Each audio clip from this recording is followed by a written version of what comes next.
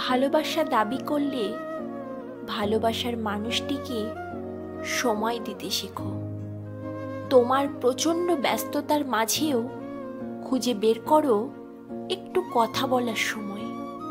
সারাদিনের মাঝে তার দু একবার খোঁজ নেওয়ার সময়, তার মন খারাপের রাতে তার পাশে বসার সময়, তার বুকে জমা কথাগুলো শোনার সময়।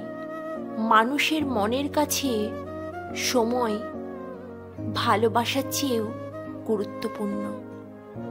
তুমি কাউকে ভালোবাসো অথচ তাকে দেওয়ার মতো সময় তোমার কাছে নেই, এটা উল্টো দিকের মানুষটা চাইলেও নিজের মনকে বিশ্বাস করাতে পারবে না।